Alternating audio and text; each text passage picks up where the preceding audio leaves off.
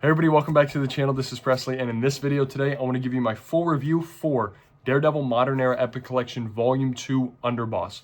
Now, it is a little bit weird that I'm starting with Volume 2, but the reason for that is the Modern Era Epic Collection line does not publish in volume order.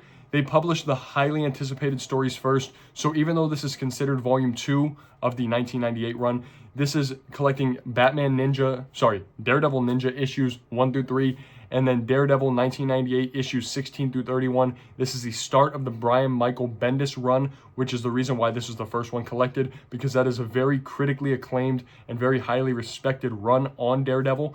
And so yes, I want to talk about it in this video. What did I think? I want to start off with the negatives. I keep saying Batman Ninja because that movie, I think about it all the time. It's not good. But yes, Daredevil Ninja was not good at all. I did not like it. It was written by Brian Michael Bendis with art by Rob Haynes. I was not a big fan of this little 3-issue limited series, micro series, mini series, whatever you want to call it. I just wasn't a fan of it. I thought the action was too hard to follow. The writing was not good. Daredevil's inner monologue felt so unnaturally spoken and written that I couldn't really follow along very well. And yeah, again, the artwork is just not that good in here.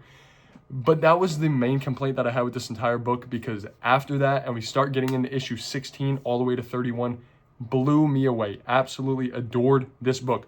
Now, issues 16 to 31, that's 16 issues, collecting basically 3 story arcs. We have the Leapfrog story arc with art by David Mack and written by Brian Michael Bendis. Then we have the Trial of Daredevil, written by, I believe it's Bob Gale, and then artwork by Phil Winslade as well as Dave Ross. Really love that story, by the way. And then we have, starting the Underboss series, written by Brian Michael Bendis and art by Alex Malev. I say Malev. Let me know in the comments down below how you say it. I believe it's Malev, but please correct me if I'm wrong. That was also an amazing story arc. And yes, the first story arc in here, written by Brian Michael Bendis with art by David Mack, was so profound, so beautiful. The story itself was gorgeous. It was about a kid who is basically dealing with PTSD after having to do something to his father that I don't really want to spoil, because you kind of have to read it to understand the impactfulness of it. But he's left in this kind of state of shock, and this reporter named Ben Yerrick, who works for the Daily Bugle, is trying to get through to this kid to try to see, what is this kid's problem? Why is he like this? What is the trauma that he has been experiencing that made him this way?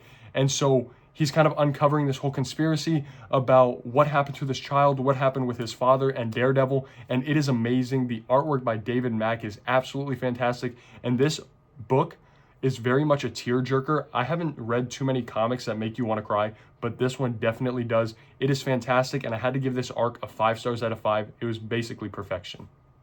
After that Leapfrog storyline, we get into the Trial of Daredevil. This is one written by Bob Gale, and apparently, I hadn't known this until after I read it, this is more of a controversial run. I really dug the Trial of Daredevil. The artwork was kind of flip-flopping between Phil Winslade and Dave Ross. I like Phil Winslade's artwork a little bit more, though they're both great. And the inking and coloring were fantastic as well for both. But yes, I really dug the storyline. It's about Daredevil being sued by this billionaire guy for destruction of property. Daredevil didn't do it, but he doesn't know what's going on. He thinks there might be a Daredevil impersonator out there, or somebody trying to wipe memories and create false memories. It was a whole hullabaloo, and the main twist of this entire run, this entire little arc, was that the billionaire employed Matt Murdock and Foggy Nelson to be his lawyers. And if you don't know, Matt Murdock is Daredevil. So how is Daredevil and Matt Murdock, how are they going to fight each other in court? How is Matt Murdock going to defend his client from Daredevil, knowing that there's a conflict of interest there, because obviously Matt Murdock is not going to want to get Daredevil in trouble? It's an amazing storyline, and I thought the issues in this one were a little bit longer than normal, but I really liked it. There was a lot of dialogue, but I thought it fleshed out the story beautifully. It was 6 issues, so it did take a little bit of a while, but I enjoyed every aspect of it.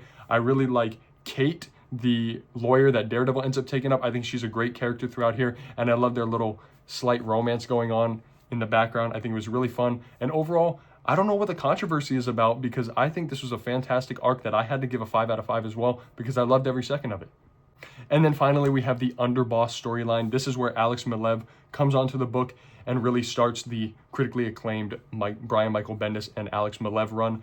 and I thought it was great. Now the artwork in here, stellar, super dark, super gritty, very violent at times. I love it. There's a silent issue throughout here where it's literally no dialogue in the entire book, and it made for a really nice action book where we're seeing Daredevil going throughout the city trying to figure out what's going on, who's behind putting the target on his back, the bounty on his head. I really dug it. I thought the action was cool, and just this whole storyline in general of these new guys coming into town, this new one guy specifically, not going to spoil who it is, and basically trying to kill off the Kingpin in order to take over crime in Hell's Kitchen. Amazing, amazing stuff. I thought Brian Michael Bendis' writing was super sharp on all the arcs throughout here, but especially this one. And I love the artwork, the grittiness, and I thought it complemented the story beautifully. Overall, I had to give this arc a 5 out of 5 as well. And the whole book, besides Daredevil Ninja, got a 5 out of 5 from me.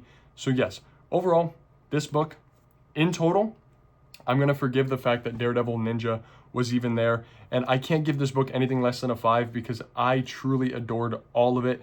Let me know in the comments down below if you have read Daredevil Modern Era Epic Collection Volume 2 already. If you have, what were your thoughts? What were your opinions? And most importantly, what was your rating? Again, I gave it a 5 stars out of 5. It was so perfect and I absolutely adored it. I cannot wait to read Volume 3. And with that being said, thank you so very much for watching. I highly recommend this book if you love Daredevil and you want to get into some amazing Daredevil books. With that being said, please make sure to like, comment, and hit that subscribe button, and I will see you all later.